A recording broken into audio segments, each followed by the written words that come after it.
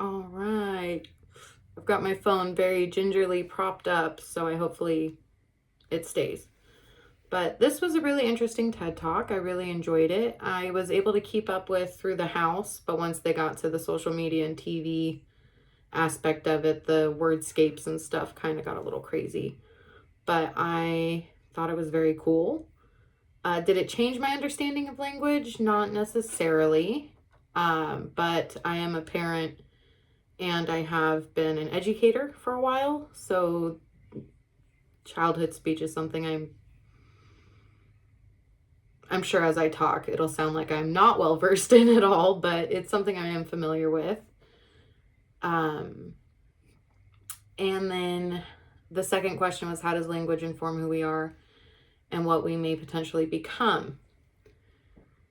So when they were talking about, or when he was talking about the content and the conversation or commentary and kind of how it loops, it made me wonder how much of it was conscious.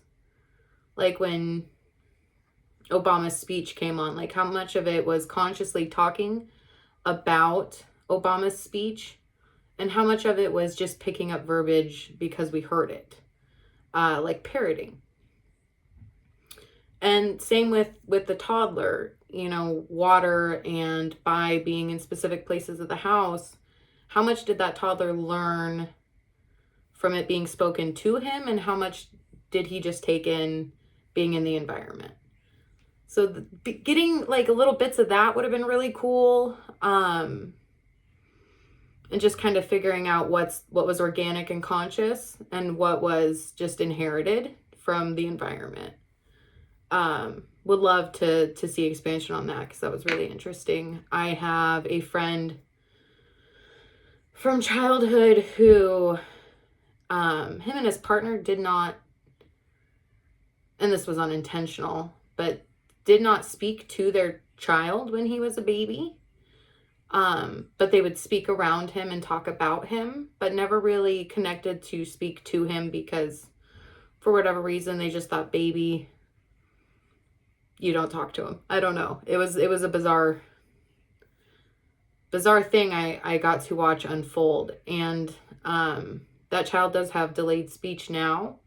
And I always wondered how much of it was the fact that he wasn't spoken to, just around. And if that was a factor at all. I'm not a scientist or a doctor, so I can't really say.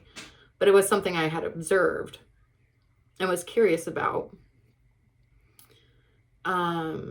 Let's see, what else do I got here? Mass media being common ground. Again, I think I'm just gonna reword something I said earlier, but I'm really, really curious as to how much of that is conscious, like how much we are consciously re-spitting the things that we are taking in.